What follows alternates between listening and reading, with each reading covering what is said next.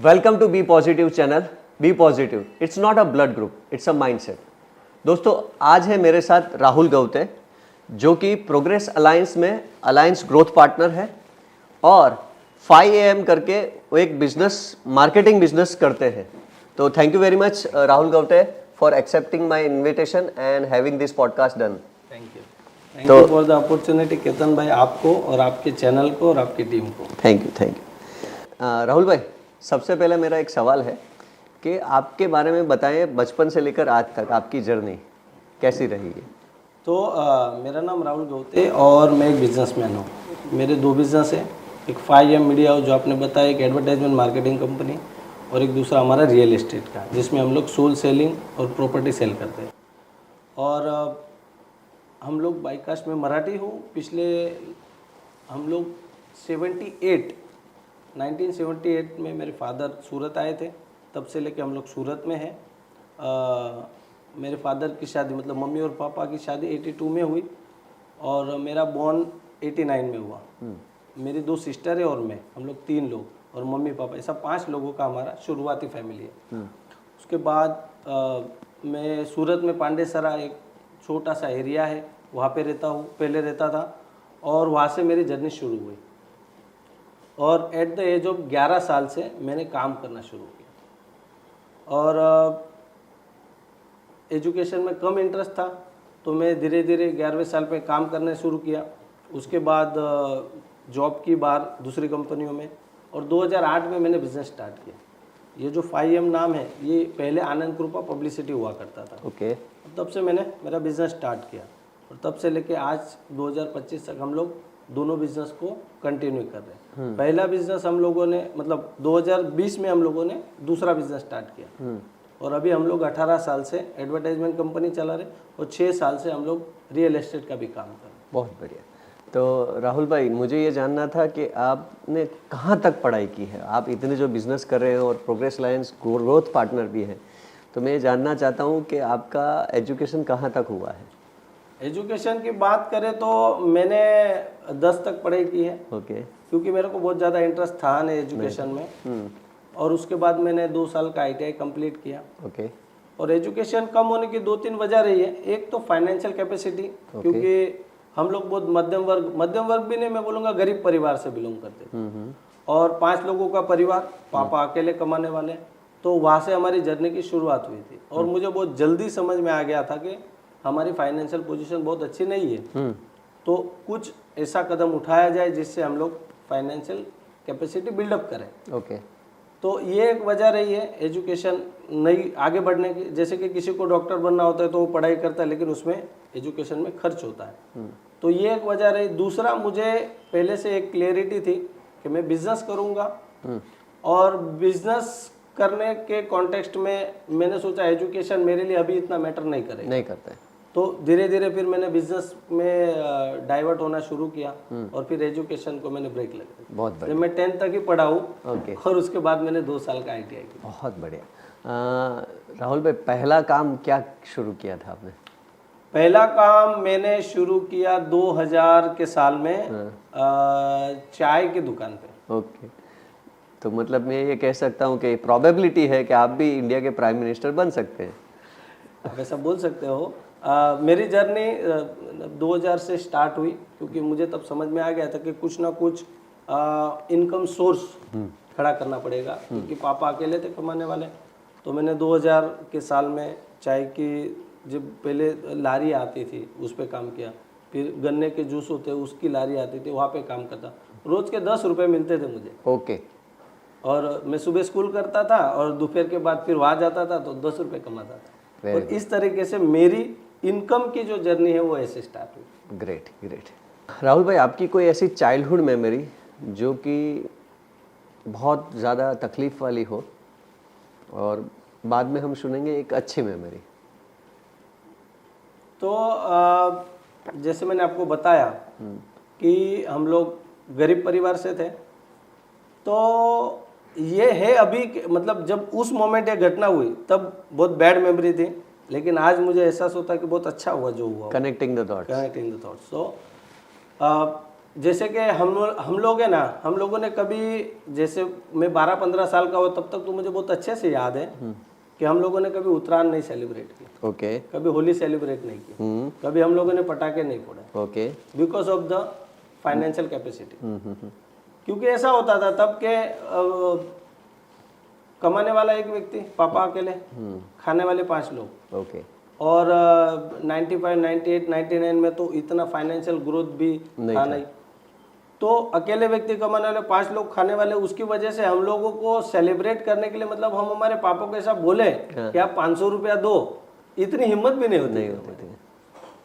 और अगर कभी बोला भी, वाया मम्मी के थ्रू बोला भी, तो पापा से ना सुनना पड़ता था। ओके, तो मुझे याद है कि बचपन में मैंने सेलिब्रेशन नहीं किया है। ओके, तो ये एक, मतलब उस मोमेंट ऐसा लगता था यार, लोगों के बच्चे पटाखे फोड़ रहे हैं, लोगों के बच्चे उत्तरायण कर रहे, डोरी ला रहे, पतंग ला रहे, होली खेल रहे, कलर ला रहे, तो वो लोग के पास पैसा है, मेरे पास नहीं है, ऐसा मेरे को उस मोमेंट लगता था।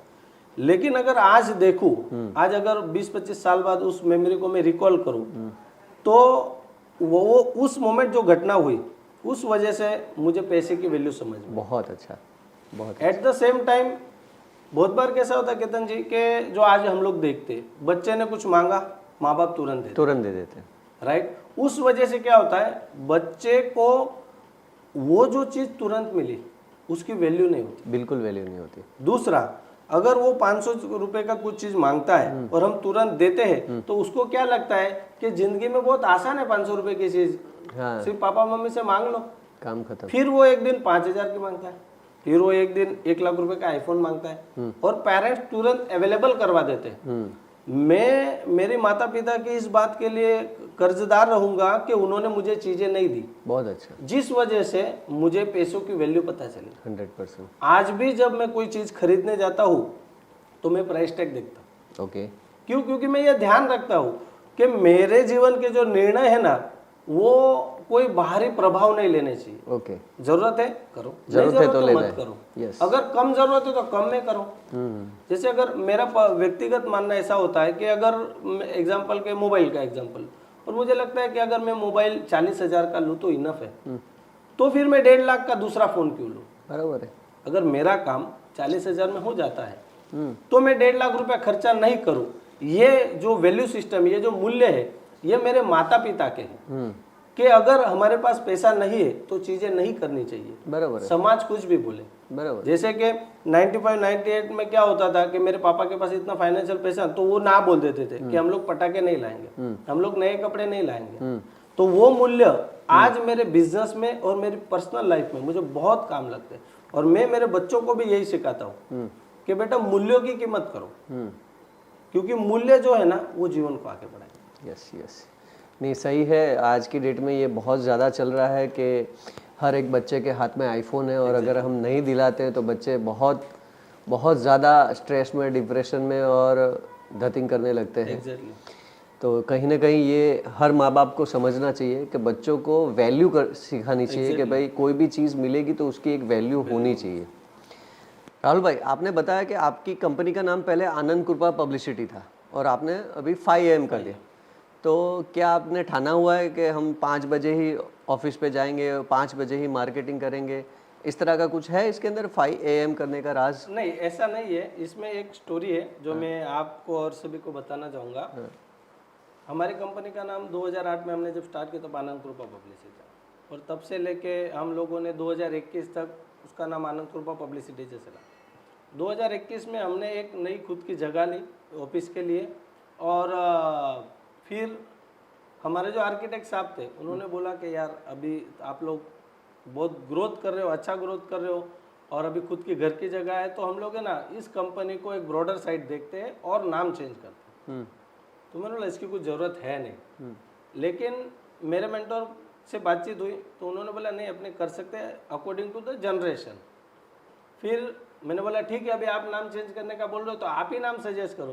तो उन्होंने 4-5 नाम सिलेक्ट करके लाए, और उस टाइम पे उन्होंने सिलेक्ट किया 7 AM सिलेक्ट किया। तो 7 AM जब सिलेक्ट किया, उसके बाद मेरे मेंटोर बोल रहे थे कि एक बार हम लोग न्यूमरोलॉजी देख लेते। तो न्यूमरोलॉजी वाले मेरे दोस्त थे दिनेश राठौर, तो हम उनके पास गए, उन्होंने सब जो कुछ भी उनका स्टैटिस्टिकली चीज़ें होती वो देखी और उन्होंने बोला आप 7 की जगह 5 कर दो और उसमें कलर ये ग्रीन ब्लू येलो ग्रे ये सब कलर का कॉम्बिनेशन कर दो, आपका बहुत अच्छा ग्रोथ होगा।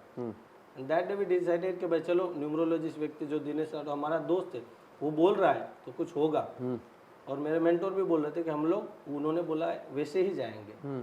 तो वहाँ से फिर हम लोगों ने हमारा नाम 5M मीडिया हाउस किया और उसके बाद पिछले 4 साल में हमारा बहुत अच्छा ग्रोथ भी हुआ। बहुत अच्छा ग्रोथ हुआ था, मतलब न्यूमरोलॉजी वर्क्स। चलो ठीक है। अभी आपकी कंपनी का विजन और मिशन क्या है? विजन की बात करूँ तो 5M का जो विजन है वो 2035 तक हम लोग 5000 लोगों को रोजगार देंगे, ओके उनको डेवलप करेंगे और उनके ड्रीम पूरे होंगे, ये एक प्लेटफॉर्म हम लोग खड़ा करेंगे। इस कंपनी में 2035 में 5000 लोग काम करेंगे, इस विजन के साथ हम लोग काम कर रहे हैं।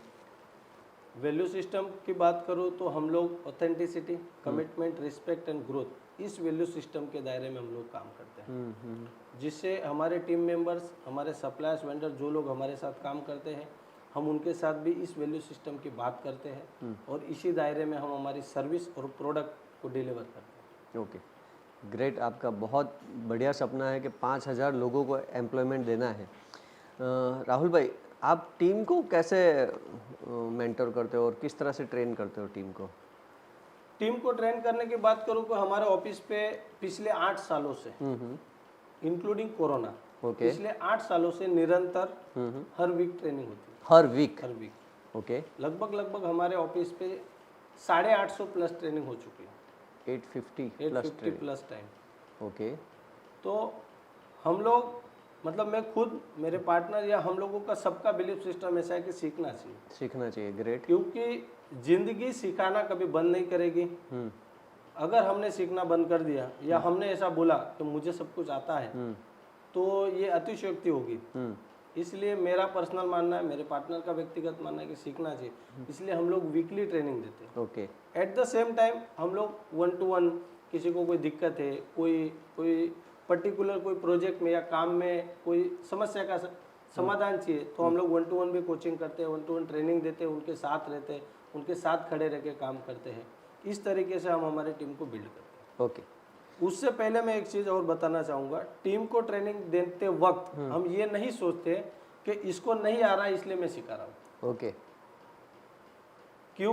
क्योंकि जब मैं टीम को ट्रेनिंग देता हूँ तो मेरा खुद का भाव पवित्र होना चाहिए। ओके। मतलब मेरा भाव ये होना चाहिए कि ये कमिटेड इंसान है, इसको काम करना है, ये इसके ज़िंदगी के 12 घंटे मुझे दे रहा है, ओके। और इसे कुछ चीज़ें नहीं आती ओके। जो मुझे सिखानी है। ओके। यह इस जगह पे खड़े रह के मैं टीम को ट्रेन करता हूँ। बराबर। क्योंकि अगर मैंने ऐसा सोचा कि ये केतन यार कुछ काम नहीं करता है, लबाड़ है, टाइम से आता नहीं है, तो मैं जो तुम्हें सिखाऊंगा वो आप तक पहुंचेगा नहीं, क्योंकि मेरा भाव आपको सिखाने का पवित्र नहीं है। ओके। बहुत बार एंटरप्रेनर, मतलब मेरे दोस्त से मुझसे बातचीत होती है, वो बोलते हैं कि आपकी टीम इतनी कमिटेड कैसे, और वो लोग बोलते हैं कि ट्रेनिंग तो हम भी देते हैं, सिखाते तो हम भी है, पैसा तो हम भी दे रहे हैं, जो तू कर रहा है वो कर रहा है, लेकिन वो सब कर रहे हैं, लेकिन वो जो उनका भाव है, वो जो भाव ऐसा होता है कि ये निकम्मा है। इसलिए मैं हमेशा मेरे खुद का जो भाव होता है लोगों को ट्रेनिंग, टीम को ट्रेन करने का या उनके साथ वर्तन करने का, वो हमेशा पवित्र रखता हूँ। ओके। कि वो लोग कमिटेड लोग हैं, 15,000, 20,000, 25,000 में मेरे साथ काम करे। मेरे यहाँ पे 14 साल पुराने स्टाफ है। ओके। 12 साल पुराने, और दिन रात बारिश, ठंडी हो, गर्मी हो, अगर मैंने उनको बोल दिया तो उनके मुंह से कभी ना नहीं निकलेगा। Okay, great. इस लेवल के ट्रेन वो लोग हो चुके हैं। Done done. तो कभी ऐसा नहीं होता है कि आपने बहुत ज़्यादा एफर्ट डाली हो, ट्रेनिंग दी है, और फिर वो बंदा चला जाएगा, ये ऐसा मन में संकोच नहीं आता है? संकोच नहीं आता, लेकिन ऐसा हुआ है। ओके। ऐसा हुआ है। जैसे कि 2-4-5 लोग गए भी हैं, उन्होंने उनको अकॉर्डिंगली जो किया वो किया, लेकिन मुझे इसका कोई पछतावा नहीं है। ओके। इसमें 2-3 चीजें जो मैं आपको बताना चाहूंगा। एक, कुम्हार जब मटका बनाता है, अगर उसने 100 मटके बनाए और 2-4 फूट गए, तो कुम्हार को डरना नहीं चाहिए या खुद को गिल्ट नहीं फील करना चाहिए, क्योंकि तुम्हारे पास कला है, तो मेरे पास लोगों को डेवलप करने की कला है। ओके। हो सकता है मेरे घड़े 2 फूट गए, 100 घड़े बनाए मैंने, 5 घड़े फूट गए, 95 तो है, 100%। मैं 95 से काम चलाऊंगा और दूसरे 5 घड़े बना दूंगा। बराबर है। एट द सेम टाइम जो लोग मेरी कंपनी से ट्रेन होके गए हैं, आज वो जो कुछ भी कर रहे हैं, मैं खुद वो सोच रखता हूँ कि उसमें मेरा योगदान है, तो मैं हमेशा उनको ये आशीर्वाद देते रहता हूँ कि आप बढ़ो।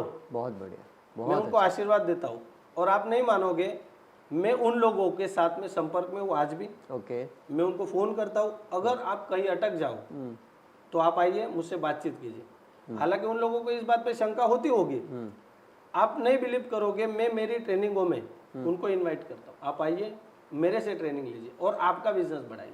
वंडरफुल। और ये जो फिलोसॉफी मुझे मिली, ये मुझे प्रोग्रेस अलायंस से मिली। ग्रेट। तो इससे क्या होता है कि एक तो पहली बात तो मैं उनको कंपटीटर मानता नहीं हूँ, दूसरा मुझे कोई डर नहीं होता कि वो मेरा कुछ बिगाड़ जाएगा या कुछ लेके जाएगा।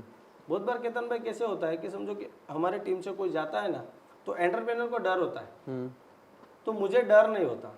क्यों? क्योंकि मैं तो कुम्हार हूँ, आज नहीं कल दूसरा मटका बना लूंगा, और वो जो मटका टूट गया या खराब हो गया उससे रिश्ता बना के रखूंगा, क्योंकि मुझे कंपटीशन नहीं करना है, मुझे कोलैबोरेशन में काम करना है। ग्रेट। तो मैं इस फिलोसॉफी से बिजनेस करता हूँ और टीम को ट्रेन करता हूँ। बहुत बढ़िया, बहुत बढ़िया। अब तक में कोई बिगेस्ट चैलेंज आपने जो फेस की हो अपनी बिजनेस जर्नी में, तो वो हम जानना चाहेंगे, ताकि पब्लिक को वो एक वैल्यू मिल सके। क्योंकि मेनली क्या होता है कि चैलेंजेस जब हम पार करते हैं उससे ही लोगों को ज़्यादा सीखना मिलता है। तो अब तक की आपकी बिगेस्ट चैलेंज क्या कह सकते हैं और उसको कैसे आपने पार किया? पिछले 18-19 साल के बिजनेस में सबसे बड़ी जो चैलेंज आई थी हमारी 2015-16 में। ओके। जैसे आनंद कृपा पब्लिसिटी बिजनेस जो मेरा एडवर्टाइजमेंट का चल रहा था, अभी मैं किसी के प्रभाव में आके या मेरे खुद के विचारों से मैंने सोचा कि दूसरा बिजनेस करूं। ओके। तो मैंने दूसरा बिजनेस चालू किया। Wonderful. At the same time मैंने सोचा कि तीसरा भी चालू कर दूं, तो तीसरा भी चालू किया। अभी लीडरशिप इतना डेवलप नहीं था।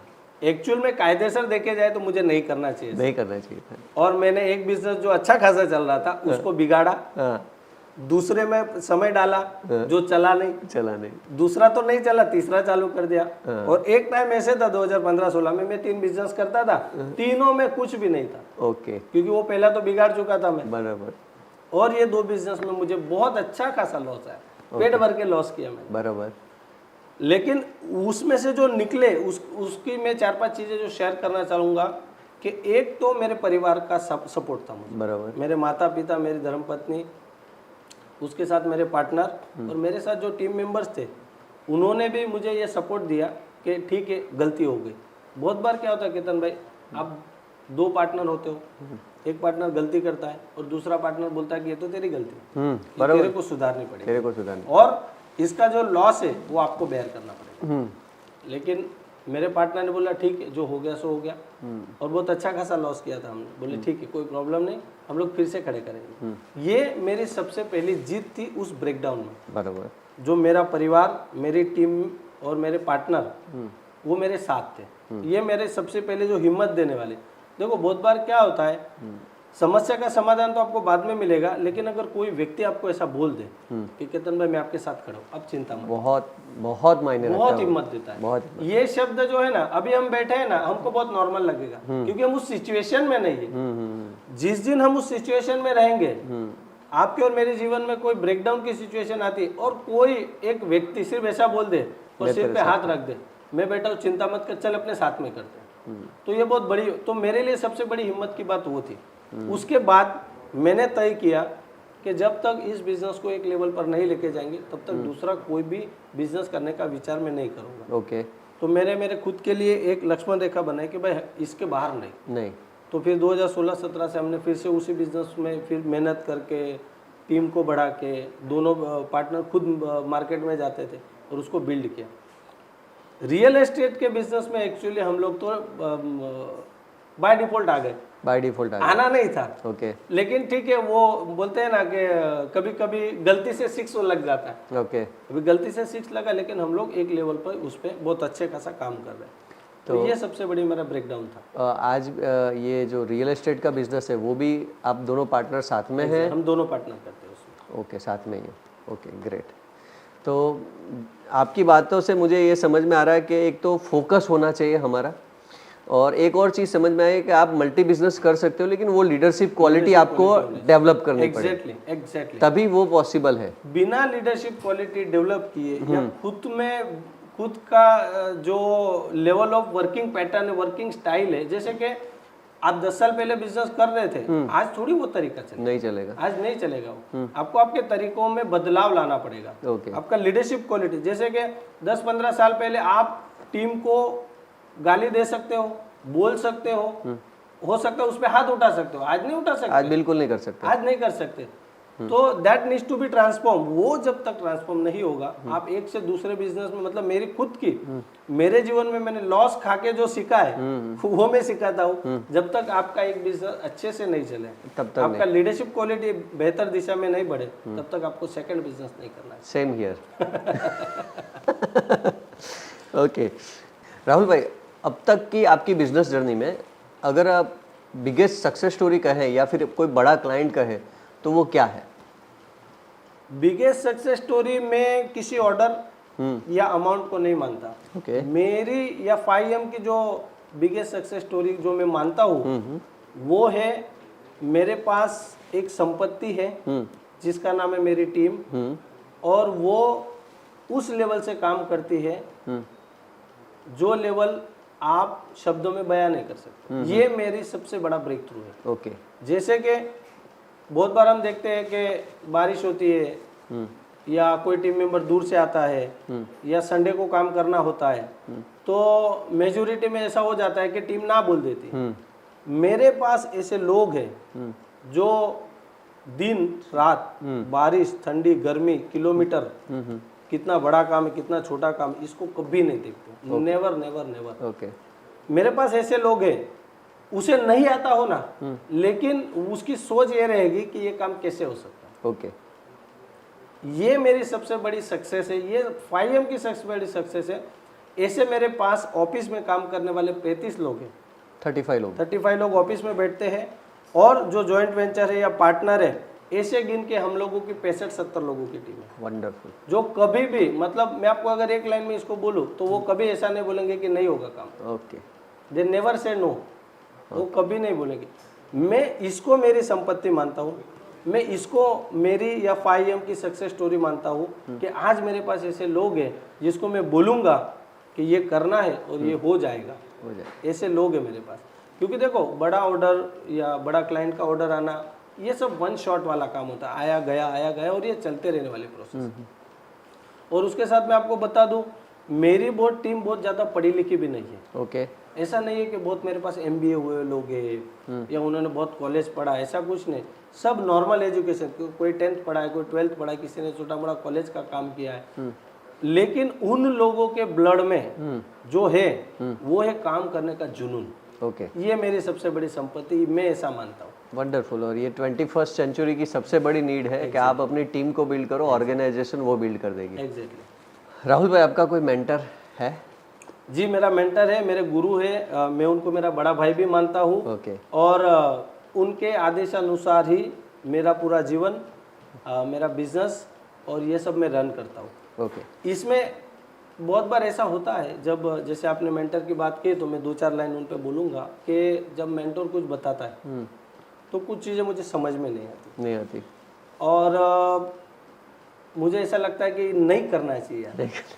लेकिन एक आज्ञाकारी शिष्य कह दो, मैं उनको बड़े भाई का दर्जा देता हूँ तो छोटा भाई कह दो, मन मार के भी मैं करता हूँ। ओके। लेकिन जब वो रिजल्ट आता है तो मुझे क्लियर हो जाता है कि गुरु ने जो बोला था, मेंटोर ने जो बोला था, वो सही था।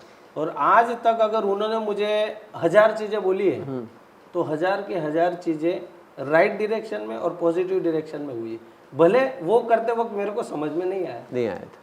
मतलब आपका ये कहना है कि अगर आपके जीवन में कोई मेंटर है तो आप 100% उसको सरेंडर। और मैं इस प्लेटफॉर्म से ये भी बताना चाहूँगा, आपके जीवन में एक ऐसा व्यक्ति होना चाहिए जिसके साथ आप सुख दुख की बात करो, अच्छी बुरी बात करो। ओके। और उसने आपके लिए अच्छा नहीं बोलना चाहिए, आपके लिए उसने आपको जो मैटर करता है, आपके लिए जो महत्व का है वो बोलना चाहिए। वंडरफुल। बहुत बार क्या होता है, जैसे हम दोनों दोस्त थे, अबे तुमसे कुछ गलती हो गई तो मैं तुम्हारी गलती में तुम्हारा सहभागी बन जाऊंगा, नहीं, गलती में सहभागी नहीं बनना है, गलती में उसे डांटना है। डांटना है। तो मेरा जो मेंटर है, मेरे जो गुरु है, मुझे गलती में डांटते हैं, मैं सुनता हूँ और उनसे मौका लेता हूँ कि आप मुझे इस गलती सुधारने का मौका दीजिए, मुझे मौका देते हैं, वो बोलते वैसा करता हूँ। और आज मैं जहाँ कहीं भी हूँ, तो जितना मेरे माता पिता मेरे परिवार का हाथ है, उतना ही मेरे गुरु का हाथ है, ये मैं डेफिनेटली बोल सकता हूँ। राहुल भाई, एक बिजनेसमैन की लाइफ में बहुत सारी चैलेंजेस तो होती है, उसको एक सबसे ज़्यादा चैलेंजेस होती है कि जब हम बिज़नेस ग्रोथ करने जाते हैं तो क्या होता है कि हम कहीं ना कहीं परिवार को जो टाइम देना चाहिए, परिवार के साथ जो रिलेशनशिप बनानी चाहिए, वननेस क्रिएट करनी चाहिए, कहीं ना कहीं वो छूट सा जाता है। तो उसमें आप कैसे बैलेंस करते हो? और मैंने देखा है आपकी फैमिली रिलेशनशिप बहुत स्ट्रांग है, तो खास हमारे व्यूअर्स को ये पता चले कि कैसे हम फैमिली लाइफ को भी बैलेंस कर सकते हैं बिजनेस ग्रोथ के साथ। राइट, आपने बहुत अच्छा सवाल पूछा केतन भाई, क्योंकि ये आज मोस्टली अगर गिने तो सभी एंटरप्रेन्योर का चैलेंज है। एक तो वो सुबह से शाम तक बिजनेस में जाता है, उसके बाद घर पे आके उनका सुनो, उनको टाइम नहीं देना, वो सब लफड़े होते हैं। मैंने कैसे बैलेंस किया है, और मैं आपको बता दूं, मैं मंडे मॉर्निंग से लेके संडे नाइट तक काम करता हूँ, मेरा कोई वीक ऑफ नहीं है। ओके। मैंने पिछले 6 साल में कोई वीक ऑफ लिया नहीं है। ओके। अगर मैं शहर में हूँ तो मैं ऑफिस पे हूँ। अच्छा। मैं छुट्टी नहीं लेता। ओके। मेरा कभी वीक ऑफ नहीं होता। एट द सेम टाइम मैं फैमिली बैलेंस करता हूँ। आप आगे बढ़ो उससे पहले मैं कहना चाहता हूँ कि आप रियल में प्राइम मिनिस्टर मटेरियल हो, क्योंकि हमारे प्राइम मिनिस्टर नरेंद्र मोदी जी ने भी अभी तक कोई वीक ऑफ नहीं लिया है। तो आप ये क्वालिटी आप में ऑलरेडी डेवलप कर चुके हैं, तो बहुत जल्दी हम इनको प्राइम मिनिस्टर के तौर पे भी देखना चाहेंगे। यस, अब आते हैं फैमिली। उसके साथ में फैमिली कैसे मैनेज करता हूँ, जैसे कि हमारा जो ऑफिस का एवरेज टाइम रूटीन जो टाइम है वो 10 से 8 बजे का है। हाँ। मैं 9:30 पौने 10 बजे ऑफिस निकलता हूँ, फिर मैं 7 साढ़े 7 बजे घर पे आता हूँ। लेकिन मैं उसके बीच का जो समय है, जैसे मॉर्निंग का, मैं सुबह 6 साढ़े 6 बजे उठता हूँ, मॉर्निंग वॉक एक्सरसाइज जो मेरा रूटीन होता है वो कंप्लीट कर देता हूँ। फिर मैं परिवार के साथ समय बिताता हूँ। जैसे मैं चाय कॉफ़ी लूँगा तो मम्मी पापा, मेरी धर्मपत्नी, मेरे 2 बच्चे आए, मैं उनके साथ बैठूंगा। 5 मिनट है तो 5 मिनट बैठूंगा, 10 मिनट है तो 10 मिनट बैठूंगा, 15, लेकिन रोज कुछ समय में उनको दूंगा। उसका रीजन है, आप महीने में एक बार 5 दिन घूम गए, लेकिन 25 घूमने गए, 25 दिन आपने कुछ नहीं दिया, तो हमको लगता है कि मैंने टाइम दे दिया। ये ऐसे नहीं होता है। ये आपकी कंसिस्टेंसी में बोल दो या आपकी डेली रूटीन की प्रैक्टिस, कंटिन्यूस प्रोसेस है, कंटिन्यूस प्रोसेस वाला है। आप 15 मिनट, आधा घंटा, 1 घंटा जो आपको मैनेज करना है। मैं क्या करता हूँ, सुबह वॉक करके आने के बाद जो थोड़ा टाइम होता है बच्चों के साथ, उनके साथ बातचीत, धर्मपत्नी के साथ, मेरे मम्मी पापा के साथ बैठता हूँ, चाय पीता हूँ, न्यूज़ चल रहा हो तो उनके बारे में उनके साथ डिस्कस, मतलब वो जो आधा घंटा 1 घंटा जो भी मुझे मिलता है वो मैं उनके साथ बिताता हूँ। एट द सेम टाइम फिर ऑफिस का काम कंप्लीट होने के बाद शाम को 6:30 7 जैसे भी मेरा वर्क कंप्लीट होता है मैं आता हूँ। उसके बाद मैं अगेन थोड़ी देर, और मेरा एक रूटीन है कि मैं शाम को, मतलब मैं कम बार खाना खाता हूँ, डाइट फॉलो कर रहा हूँ इसलिए, लेकिन अगर मैं नहीं भी खाना खाऊँ तो मैं 15-20 मिनट उनके साथ बैठता हूँ जब सब लोग खाना खा रहे हो। ओके। और अगर मैं मेरा डाइट अलाउ करता है और मैं खाना खाता हूँ तो कंपलसरी मैं उनके साथ खाना खाऊंगा। इसमें ऐसा बहुत बार कैसे होता है, मैं जल्दी आ गया तो मैंने खा लिया, मेरा लेट हुआ तो ऐसा नहीं। हमारा घर का जो नियम है, सब लोग साथ में खाना खाने बैठेंगे। मेरी छोटी बच्ची है, वो भी, मेरी धर्मपत्नी, मैं और हमारे पेरेंट्स, हम लोग साथ में खाना खाते हैं, तो एक टाइम उनको मिल जाता है। दूसरा कि साल में मैं घूमने जाता हूँ तो मैं मेरे वाइफ के साथ भी घूमने जाता हूँ। कभी हम 2 अकेले भी जाते हैं, कभी हम बच्चों के साथ जाते हैं, और हम लोग माता पिता के साथ भी जाते हैं। ओके। बहुत बार क्या होता है, एंटरप्रेन्योर उसकी फैमिली सिर्फ धर्मपत्नी को गिनता है या बच्चों को गिनता है। उनके माता पिता को जाने या अनजाने में, इरादे के साथ नहीं करता कोई, लेकिन जाने या अनजाने में माता पिता कॉम्प्रोमाइज होते हैं।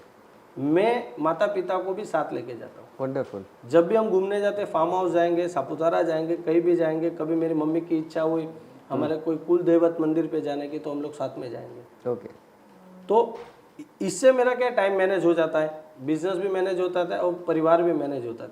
देखो एक चीज़ इसमें चलती है, अगर आप परिवार को समय नहीं दे रहे हो तो जो कुछ बिजनेस में आप कमा रहे हो वो कर तो परिवार के लिए रहे हो। 100%। दूसरा, इसमें बिजनेसमैन का एक नेगेटिव एटीट्यूड है जो मेरे में भी था। मैं मेरे फैमिली में बोलता था कि आ બધું હું તમારા માટે તો કરું છું, ओके। बराबर ना? हाँ भैया, लेकिन ये सब आप उनके लिए कर रहे हो, अच्छी बात है, लेकिन आप उनको टाइम नहीं दे रहे हो। हाँ और इसमें सबसे बड़ा रोल जो मतलब परिवार में दरार बोल दो या टाइम मैनेजमेंट को डिस्टर्ब करने का काम सोशल मीडिया ने किया है। सोशल मीडिया ने किया है। ओके। सोशल मीडिया की वजह से क्या होता है, 4 लोग बैठे हुए होते हैं और 4 मोबाइल में होते हैं। ओके। हमारे घर में मेरी बड़ी बेटी 9 साल की है, मेरी छोटी बेटी 6.5-7 साल की है। ये लोग फ़ोन नहीं लेते, फ़ोन नहीं लेते। अलाउड नहीं है मोबाइल लेना। ओके। अगर उनको ऐसी इच्छा हुई गेम खेलना है तो मैं आऊँगा, हम लोग गेम डाउनलोड करेंगे, वो जो बोलेंगे वो खेलेंगे, फिर वो गेम कंप्लीट होने के बाद डिलीट हो जाएगा।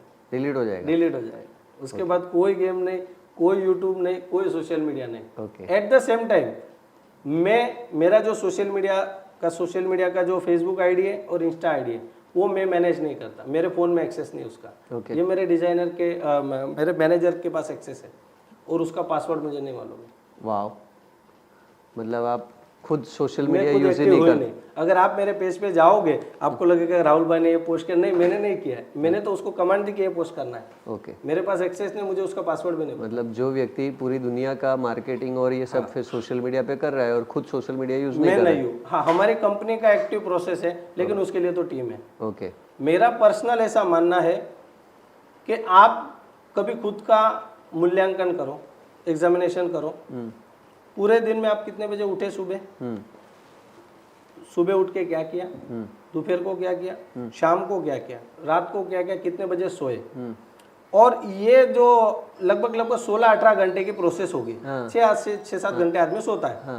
इस 16-18 घंटे की प्रोसेस में आपने कितना टाइम किसको दिया, और जिसको आपने ज़्यादा टाइम दिया, मैं गारंटी देता हूँ that is the least important in your life. Okay. आपके जीवन में कम महत्व की जो चीज थी उसको आपने ज़्यादा टाइम दिया। That is called social media. That is called, पहला वो बोलते हैं ना हम लोग, टपरी पे जाके कोई गले पे जाके ये बात करना कि इसको क्या करना चाहिए, केतन भाई को क्या करना चाहिए, राहुल भाई को क्या करना चाहिए। That I never do in my life. मैं कभी नहीं करता। ओके। मैं कभी नहीं करता। क्यों? मैंने समय का जो नियम है वो सीख लिया है। अगर आपको जीवन में दूर तक जाना है, बड़ा करना है, कुछ ऐसे करना है, अगर आप चाहते हो कि वो इतिहास के पन्नों पे लिखा जाए, तो आपके पास समय की मर्यादा या समय का एक जो लिमिटेशन बोल दो या समय का मास्टरी बोल दो, टाइम मैनेजमेंट बोल दो, ये होना ही जरूरी है। वंडरफुल। इसके अलावा आप कुछ नहीं कर सकते। Wonderful wonderful. आज अगर मैं आपको बताऊं, आप गूगल पे चेक कर सकते हो, if I am not wrong, 4 से 5 घंटा एवरेज है कि एक व्यक्ति, एक एंटरप्रेन्योर सोशल मीडिया पे देता है। मैं इस प्लेटफॉर्म से उनके लिए एक इंक्वायरी क्वेश्चन छोड़ता हूँ, क्या जरूरी है? नहीं है। और उनको लगता है कि सोशल मीडिया पे मुझे एक्टिव रहना बहुत ज़रूरी है, तो मैं आपको एक एज असाइनमेंट देता हूँ, 7 दिन आप फेसबुक मत देखो, इंस्टा मत देखो, देखिए आपकी ज़िंदगी में क्या लॉस हुआ। और अगर लॉस होगा 7 दिन में, तो 8वें दिन आप फिर देख लेना। ग्रेट ग्रेट, बहुत बढ़िया, बहुत 7 दिन एक असाइनमेंट करके देख लो। हाँ, 7 दिन कर लो, बराबर ना? 7 दिन एक बार करके देख लो। मैंने किया, मैं 3 साल से नहीं देखता, तो मेरे पर डे 4 घंटे बच गए, इज इक्वल टू पूरा महीना इज इक्वल टू साल। आप कैलकुलेट कर लो। ग्रेट। तो मुझे तो आगे बढ़ना ही बढ़ना है। क्यों? क्योंकि आदमी आगे नहीं बढ़ता, उसकी प्रैक्टिसेस उसे आगे लेके जाती है। तो मैं सोशल मीडिया नहीं देखता। और आपको बताऊं, मुझे इंस्टाग्राम समझ में भी नहीं आता। मतलब आपको झूठ लग सकता है, मुझे इंस्टाग्राम समझ में नहीं आता। ओके। मुझे अगर कभी देखना हो तो मुझे एक एक्सपर्ट बाजू में रखना पड़ता है और उससे पूछना पड़ता है आने शू केवाय, अच्छा स्टोरी कहते शेयर था, वेरी ऑथेंटिक। हाँ, मतलब आप हंस सकते हो, जो लोग ये वीडियो देखेंगे उनको हंसी आएगी, एंड इट इज रियल। मुझे इंस्टाग्राम समझ में नहीं आता। Same here, I am a photography owner, और मुझे आज की डेट में जो फोटोग्राफी होती है ना, वो मुझे नहीं आती, मुझे भी नहीं आती। और मैं इसको ऐसे भी देखता हूँ कि जरूरी नहीं कि आपको सब कुछ सीखना चाहिए। वंडरफुल। जैसे अगर मेरे घर में पंखा खराब होता है तो मैं पंखा रिपेयर करने की ट्रेनिंग थोड़ी लेता। नहीं लेते। मेरे घर में एसी खराब होता है, मेरे घर में बाथरूम का कोई चीज नल खराब होता है तो मैं उसकी ट्रेनिंग नहीं लेता। That is called entrepreneur. Entrepreneur सब सीखता नहीं है। एंटरप्रेन्योर का जो लीडरशिप क्वालिटी होता है वो होता है कि काम होना चाहिए, काम होना चाहिए, बराबर ना। काम होना ज्यादा महत्व है रेदर देन कि तुमने किया या उसने किया। जैसे हम मंदिर में प्रसाद लेने जाते हैं तो हम ऐसा थोड़ी बोलते हैं कि XYZ पंडित के हाथ से प्रसाद लूंगा। नहीं। प्रसाद लेना महत्व का है। आप मंदिर गए, आप प्रसाद लो, किसने प्रसाद दिया वो इम्पोर्टेंट नहीं है। मैं उस फिलोसॉफी से काम करता हूँ, काम होना चाहिए। वंडरफुल। काम होना चाहिए, काम होना चाहिए। और इसी तरीके से मैं मेरा पूरा टाइम मैनेज करता हूँ। दूसरा कि मैं इस विचारधारा का व्यक्ति हूँ कि जीवन में पैसा, सक्सेस, उसको परिवार जितना ही महत्व मिले। खुद बार एंटरप्रेन्योर को ऐसा लगता है कि अब मुझे पैसा कमाना है, टाइम नहीं, पैसा कमाना है। पैसा कमा के करोगे क्या तुम? अगर तुम तुम्हारे बच्चों को, तुम्हारे परिवार को, तुम्हारे धर्मपत्नी को, तुम्हारे माता पिता को टाइम नहीं दे रहे हो तो वो जो पैसा है एक दिन तुम कमा भी लोगे तो फिर क्या होगा उससे?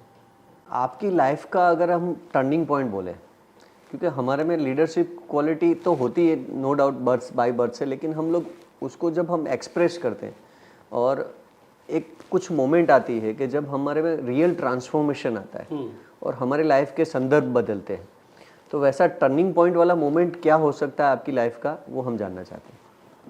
तो बदलाव की जर्नी की आप पूछ रहे हो तो मैं आपको बताऊँ कि 2012-13 में हम लोग 8-10-12 दोस्त थे, हम लोगों ने एक ट्रेनिंग का सेशन अटेंड किया। वो सेशन 6 महीने 1 साल का था, हर 15 दिन से हम लोग मिलते थे। 2012-13 की बात है। और उसके बाद वो ट्रेनिंग कंप्लीट हो गई, जो फीस दी थी उसके सेशन कंप्लीट हो गए।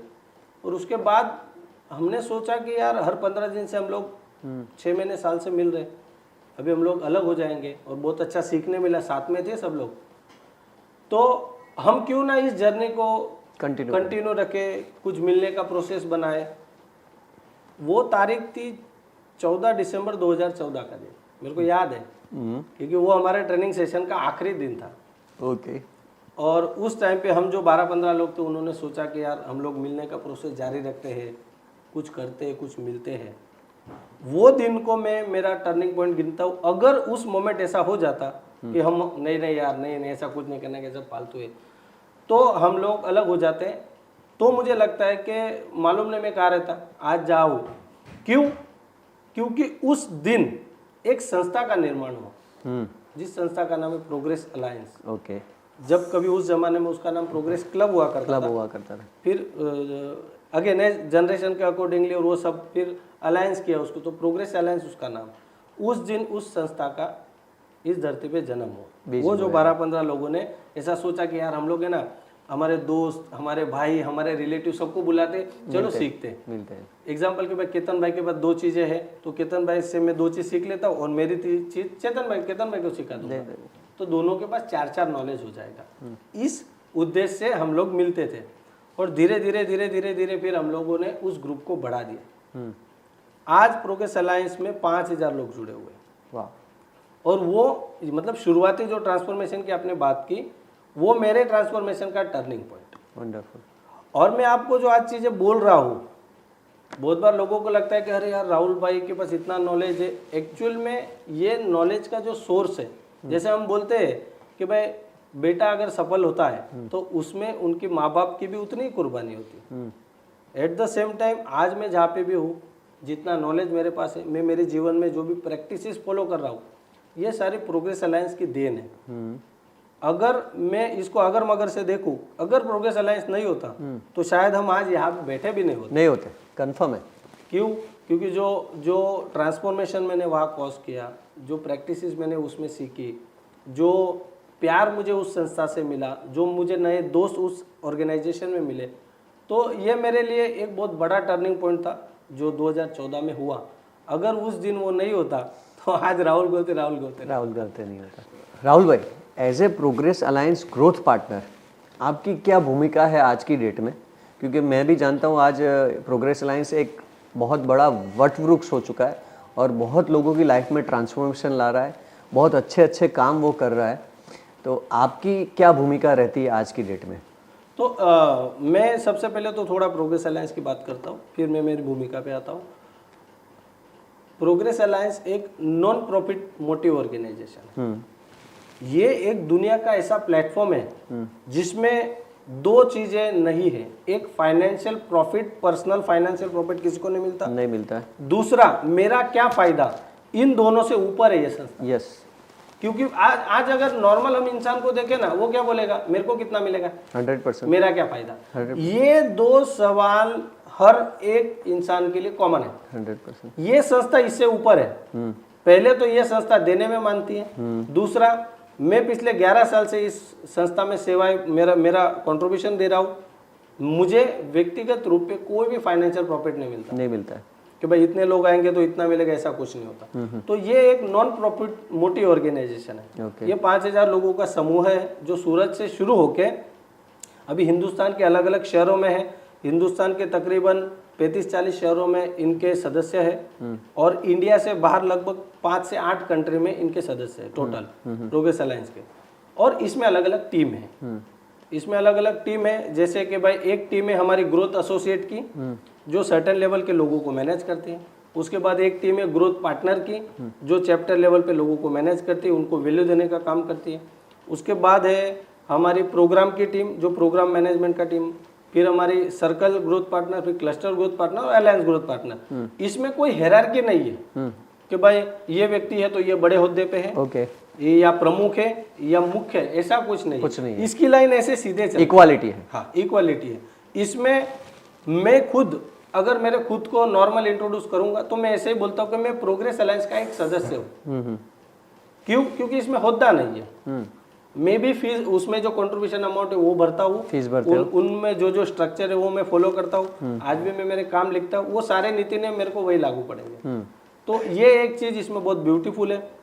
At the same time alliance growth partner की जिम्मेदारी क्या होती है?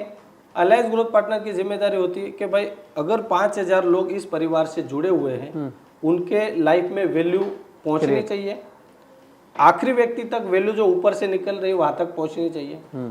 वो लोग जो चैलेंज फेस कर रहे हैं, वो चैलेंजेस को कैसे हम लोग सॉल्यूशन में कन्वर्ट कर सके, उनके जिंदगी में बदलाव लाने के लिए हम लोग कंटेंट में सुधार क्या कर सके, नया और क्या डिलीवर कर सकते हैं, ज्यादा से ज्यादा लोगों तक ये संभावना को कैसे पहुंचाएंगे।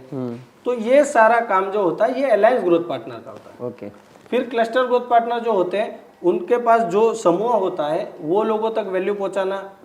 जैसे कि कुछ प्रोग्राम्स होते हैं, वो प्रोग्राम कैसे डिलीवर होंगे, उनकी वैल्यू क्या होगी, इस तरीके से अलग अलग टीम होती है। तो मेरे पास जो, मुझे जो संस्था ने जिम्मेदारी दी है वो एक ब्रॉडर जिम्मेदारी है कि भाई हर शहर में, हर जगह पे जहाँ प्रोग्रेस अलायंस का हर एक व्यक्ति है, उस आखिरी व्यक्ति तक वैल्यू पहुंचना चाहिए। ये मेरी जिम्मेदारी में आता है। ओके।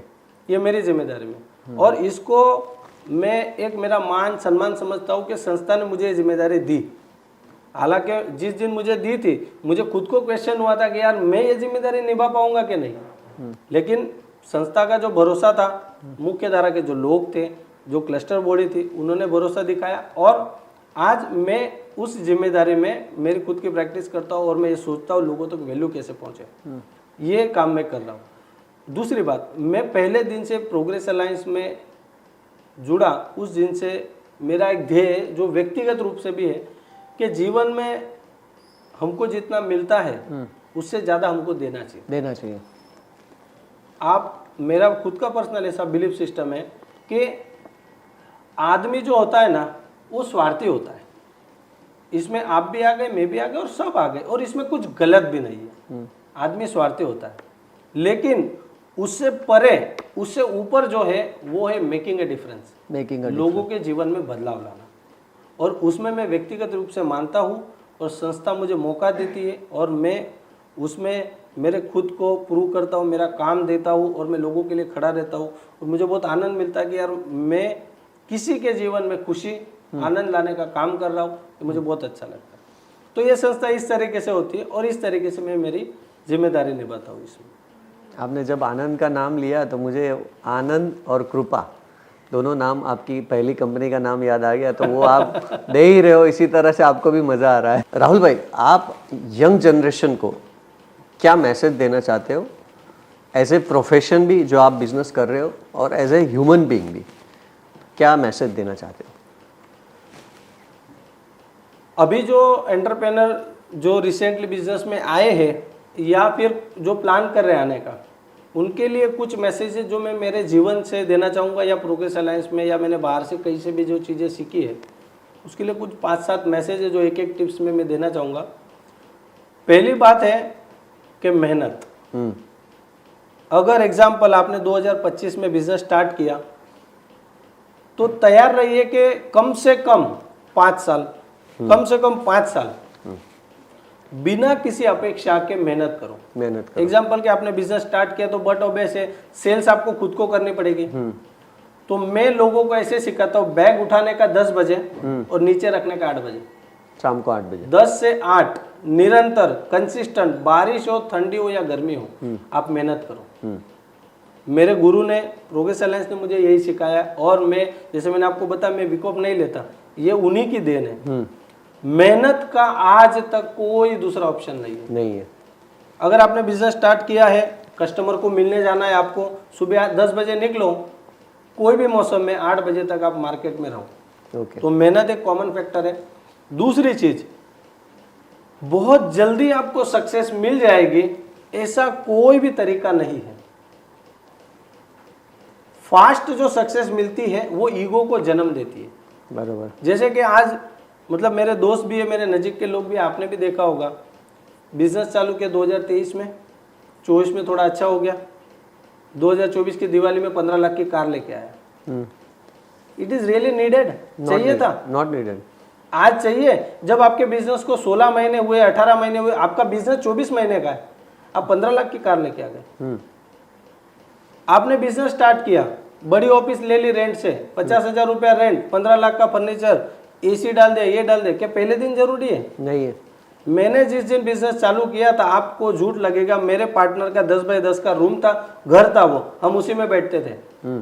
और अगर हम दोनों मार्केट में है और हमको मिलना है तो एक चाय की दुकान नक्की थी, उस दुकान पे हम लोग मीटिंग करते थे हमारी। ऐसा हमने 2 साल किया। हम लोगों ने कभी पहले दिन खर्चा नहीं किया। आज तो स्टार्टअप वाले लोग 15 लाख इसमें डाल देंगे, 12 लाख इसमें डाल देंगे, 7 लाख इसमें डाल देंगे, 50 लाख रुपया फैमिली का इन्वेस्ट कर देंगे, फिर वो ROI आएगा ही नहीं कभी। तो कभी भी आपको स्पीड नहीं रखनी है। अगर आप बिजनेस में हो तो धीरे धीरे बढ़े। बहुत ज़्यादा शौक की चीज़ें ना पालें स्टार्टिंग में। आपके पास पैसा करिए। देखो, कार लेने के लिए ही है, कार घूमने के लिए ही है, मोबाइल यूज़ करने के लिए है, लैपटॉप टैबलेट यूज़ करने के लिए, लेकिन दैट डज नॉट मीन कि तुम्हारा उसका राइट समय नहीं आया है और उससे पहले आपने ले लिया। तो स्टार्टअप में आप 5 साल मेहनत करो और खुद पे रहम मत करो, मेहनत करो। ठंडी लगने तो शरीर को, हम कौन से मिट्टी के जो बारिश में अगर किसी को मिलने जाएंगे तो पिघल जाएंगे? नहीं पिघलेंगे। तो फिर तो समस्या क्या है? तो घिसने दो शरीर को। देखो, बुद्धि और शरीर जितना घिसेगा ना उतना चमकेगा। ये मेरी बिलीफ सिस्टम है, ये मेरी बिलीफ सिस्टम है। मैं मेरे शरीर को बहुत घिसाता हूँ। मैं सुबह 6 साढ़े 6 बजे उठता हूँ, कम से कम मेरा शेड्यूल रात को 11:30 तक होता है। वाह। मैं घर पे भी होता हूँ, फिर भी या तो फैमिली के साथ हूँ या तो मेरा काम कर रहा हूँ, मैं टाइम पास नहीं करता। तो ये एक चीज़ है। चौथी चीज़ है, समय का ध्यान रखो। जैसे कि आज का जो वर्ग होता है 20, 22, 25 साल का लड़का, वो 9 बजे उठता है। अभी तुम 9 बजे उठे तो पहले तो आपका 50% डे खत्म। तो 9 बजे उठते हो, अगर आप ऑफिस पे जाते हो, जॉब पे जाते हो तो लेट पहुंचते हो, तो आप आपका खुद का डिसिप्लिन का जो वैल्यू है ना वो कम कर रहे हो। डिसिप्लिन का जो प्रैक्टिस है वो आप नहीं कर रहे हो। दूसरा, या तो वो फिर चलो सुबह का समझ में आता है, रात को 2-2 बजे तक नेटफ्लिक्स मूवी वो देखेगा। अच्छा, अगर आप नेटफ्लिक्स या मूवी ऐसी देख रहे हो जिसमें से आपको प्रेरणा मिलती है, दैट इज ओके। मैं भी देखता हूँ, मैंने 150+ मूवी देखी है। लेकिन जैसे आपने मेरे को हीरो का पूछा तो मैं कंफ्यूज हो गया, क्योंकि मेरा ऐसा कुछ है नहीं। क्योंकि मैं बिलीव करता हूँ कि लर्निंग लो, भले वो फिर आप कितने भी टाइम ले लो। तो रात को लेट सोना ये बहुत अच्छी आदत नहीं है, सुबह लेट उठना ये बहुत अच्छी आदत नहीं है। ओके। इसमें अगर हमारी जनरेशन में या जो स्टार्टअप करने वाले लोग हैं वो अगर समय का ध्यान रखेंगे, मेहनत करते रहेंगे, बहुत ज़्यादा शौक शुरुआती तौर में ना पालें, बहुत ज़्यादा शौक शुरुआती तौर में ना पालें, और पहले में ही मैं इसको ये टीम रख दूँ, इसको ले लूँ, इतने 5 लोगों को टीम बना दूँ, ये नहीं करे शुरुआत में। नहीं सर, शुरुआत में पहले खुद रहो, रेंट का ऑफिस लो, जितना छोटा हो सकता है वो लो, नहीं ज़रूरत है मत लो, इन्वेस्टमेंट हो सकता है उतना कम डालो, क्योंकि एक्सपेरिमेंट करो ना, 12 महीने, 15 महीने, 20 महीने, फिर 10 लाख डालने के बाद 6 महीने बाद पता चलता है कि यार इसको नहीं करने का। तो कुछ चीज़ें ऐसी है जो इसको ध्यान रखने। दूसरा, कोई एक व्यक्ति, जो हमने बीच में भी बात की, कोई एक व्यक्ति ऐसा रखो जो नॉलेजेबल है, आपको दिशा दिखाएगा, जिसको आप मेंटर, गुरु कुछ भी बोल दो, आपका भाई हो सकता है, आपके पिता हो सकते हैं, हालांकि पिता का कोई मानता नहीं है आज, लेकिन हो सकता है आपके पिता हो, और ऐसा कोई एक व्यक्ति रखो जो आपको गाइड करे कि भाई तू ऐसा कर, भाई तू ऐसा कर, जिस पे आपको पूरा विश्वास है। एक और चीज़, पॉसिबल हो जितना सोशल मीडिया से दूर रहे, अगर आपका वो काम का प्लेटफॉर्म नहीं है तो आप दूर रहे। मैं गारंटी देता हूँ, सोशल मीडिया अगर आपका कोई भी काम का नहीं है और आप नहीं भी यूज़ करोगे ना, इस धरती पे कुछ फ़र्क नहीं पड़ेगा। वो तो हमें भ्रम होता है कि अगर मैं सोशल मीडिया पे एक्टिव नहीं रहा तो ऐसा हो जाएगा, वैसा हो जाएगा, कुछ नहीं होता है, करके देख लो। अरे केतन भाई, आप और मैं ये धरती छोड़ के जाएंगे ना, हमारे परिवार के अलावा किसी को फर्क भी नहीं पड़ेगा, नहीं पड़ता है। तो फिर हम लोग क्यों इतनी चिंता करते हैं? इतनी चिंता क्यों करते हैं हम लोग? जरूरत ही नहीं है। तो पहले दिन बहुत स्पीड ना रखें, थोड़ा थोड़ा काम करें, धीरे धीरे काम करें, स्टैटिस्टिकली काम करो, 1 कस्टमर, 2 कस्टमर, 5 कस्टमर जोड़ते जाओ, मेहनत करते जाओ। तो ये सारी चीज़ें ना शुरुआती तौर में बहुत महत्व होती है, बहुत महत्व होती है, क्योंकि आज का ज़माना केतन भाई ऐसा हो गया है, हमारा बजट होता है लाख रुपए की चीज़ लेने की, व्यक्ति लेता है 10 लाख की चीज़। और मैं आपको और एक चीज़ बता देता हूँ, अधिकतर एंटरप्रेनर या जॉब करने वाले या डायरेक्ट सेलिंग वाले जो भी लोग हैं, वो अधिकतर बैंक के लिए कमाते हैं। वो इसलिए काम पे जाता है क्योंकि उसका 10 तारीख को EMI, और एंड ऑफ द मंथ, मतलब वो 9 तारीख की शाम को बहुत खुश होता है, 10 तारीख को सुबह सब EMI कटते हैं, 10 तारीख को शाम को जैसे वो 29 दिन रहता है वैसे हो जाता है। क्यों? घर ले लिया, फर्नीचर कर लिया, AC भी डाल लिया, TV बड़ी लेके आए, बच्चों के अच्छे अच्छे कपड़े लेके आए, और हर संडे को घूमना तो है ही। फिर बड़े बड़े फ़ोन, अगर घर में 5 लोग हैं तो 5 के 5 बड़े बड़े फ़ोन। क्या इतनी ज़रूरत है? क्या नहीं है। आसान ज़िंदगी को हम बिगाड़ रहे हैं, दिखावे के लिए आसान ज़िंदगी को हम खुद बिगाड़ते हैं, और फिर बोलते हैं कि मेरे पे कर्जा हो गया। कर्जा बेटा हुआ नहीं है, कर्जा तूने किया है, कर्जा तूने किया है। आज मैं मतलब इस प्लेटफॉर्म पे भी बोलता हूँ, मैं जिस घर में रहता हूँ ना, उस घर का स्क्वायर फुट 1192 है, 1200 में 8 स्क्वायर फुट कम।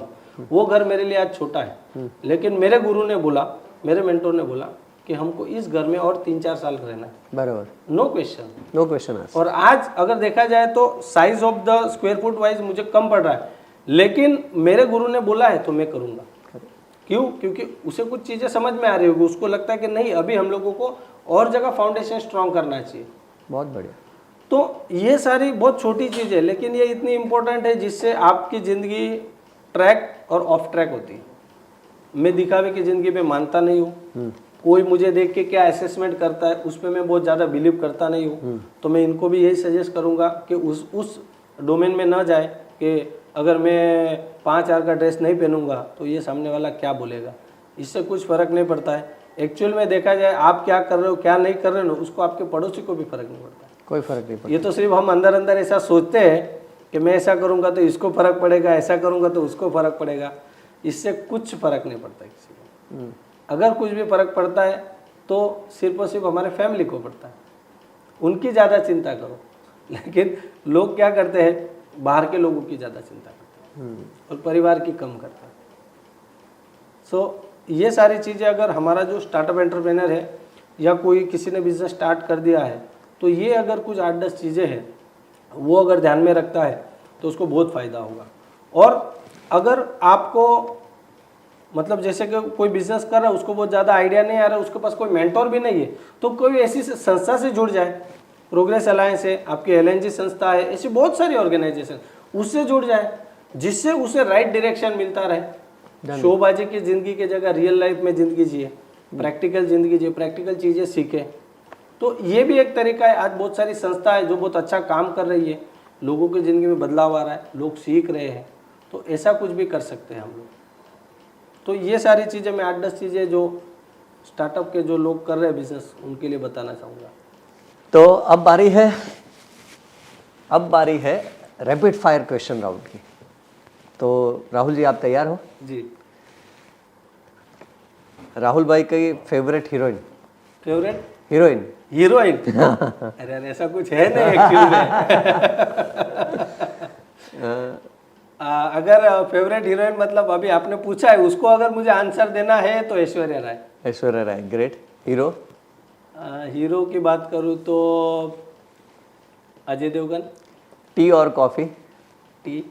टी। मॉर्निंग बर्ड और नाइट ओल? Morning bird. Morning bird. Mountain और बीच?